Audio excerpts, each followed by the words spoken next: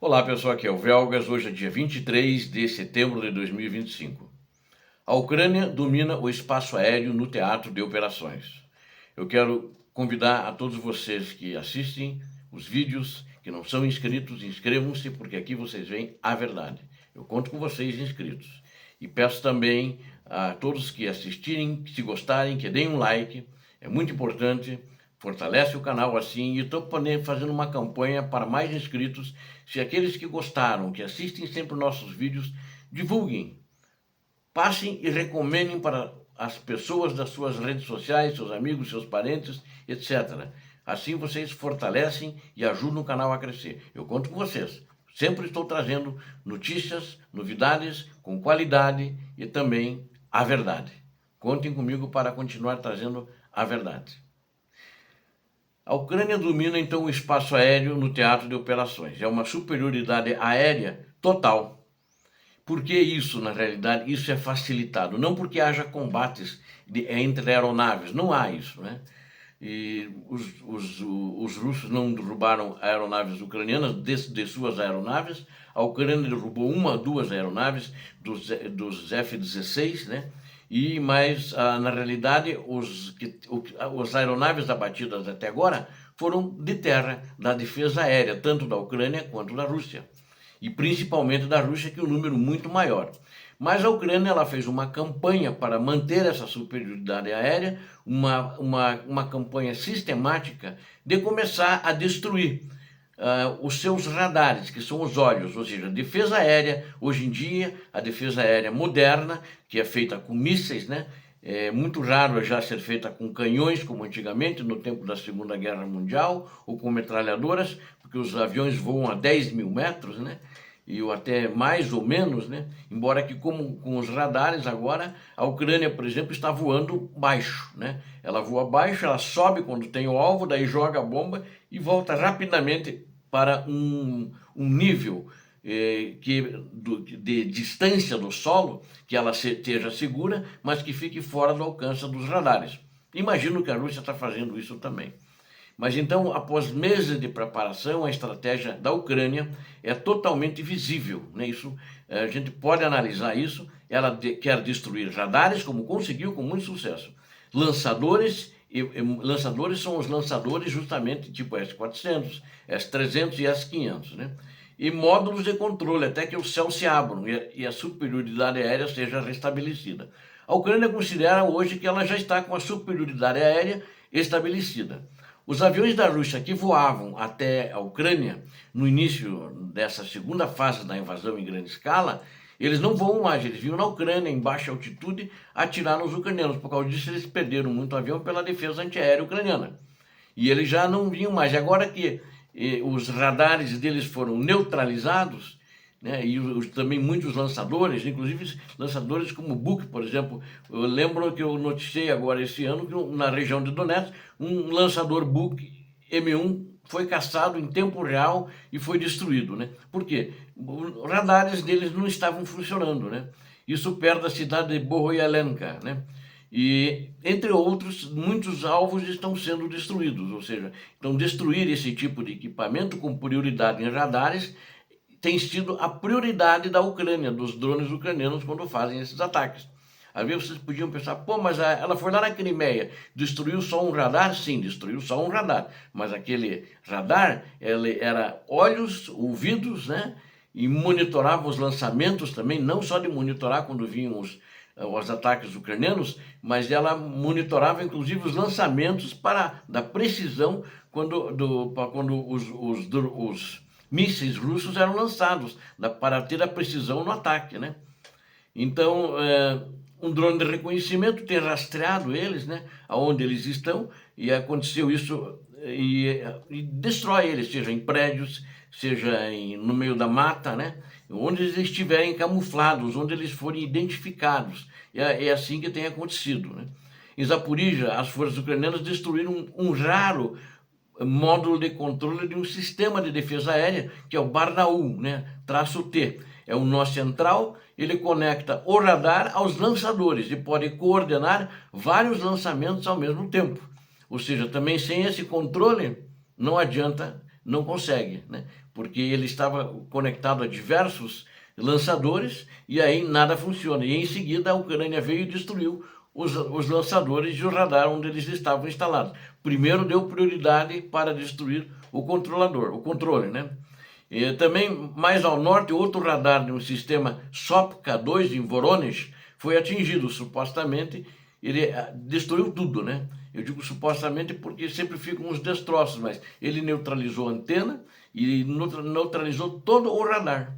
E aí todo o lançador, os lançadores que estavam conectados a eles.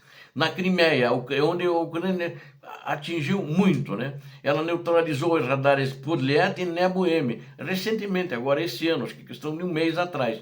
Um sinal de que mesmo locais protegidos nas profundezas da península da Crimeia são vulneráveis.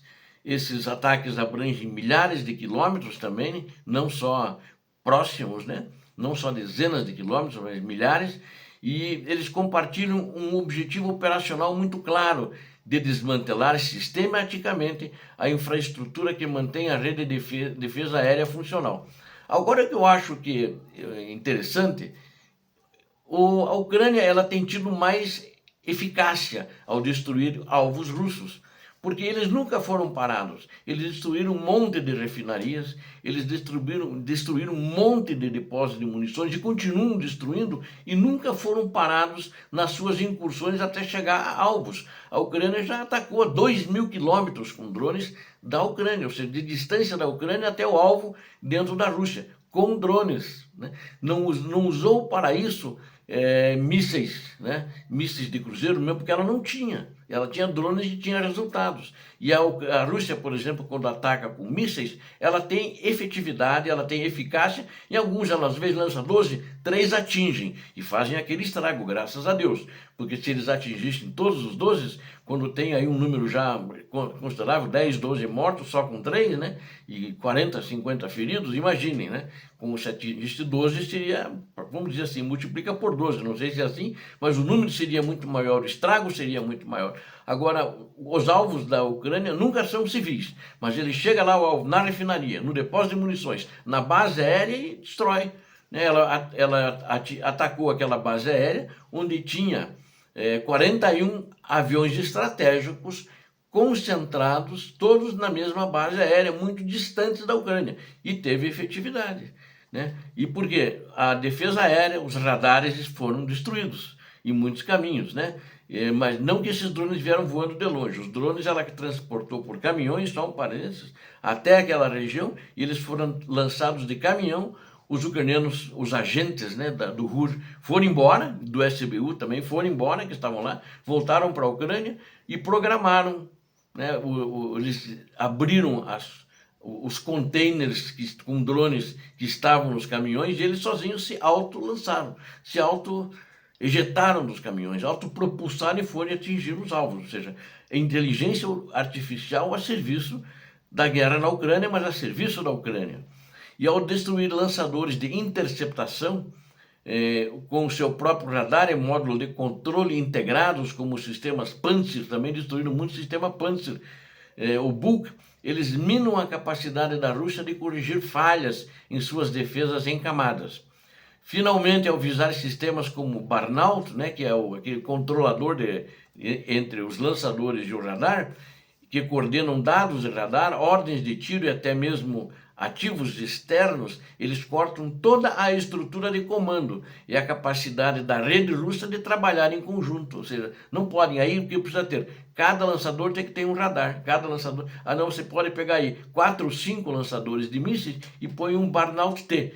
Ele controla, entre um radar, ele controla todos eles para lançar. Você destruiu esse controle, não tem mais. Vai ter que conectar num só, mas normalmente não sai tão de graça assim, porque ela destrói o controle e em seguida vem os drones e finalizam contra os lançadores e contra o radar que sobrou, né? Então, quanto mais fragmentada a rede de defesa da Rússia se torna, mais exposta a sua área de retaguarda fica a ataques subsequentes de bombardeiros, drones ou mísseis de cruzeiro ucranianos, né? Então, por exemplo, perto de Orlivka, em Donetsk, drones de reconhecimento ajustaram fogo contra os lançadores russos. Tinha 2 lançadores lá, o Osa e Estrela 10, com artilharia finalizando o trabalho, um típico combate da linha de frente contra sistemas de curto alcance. Então eles estavam, era um sistema de curto alcance, não estavam muito longe da linha de contato, onde os combates aconteciam. A própria artilharia ucraniana finalizou em cima deles e destruiu todos os sistemas lá, né?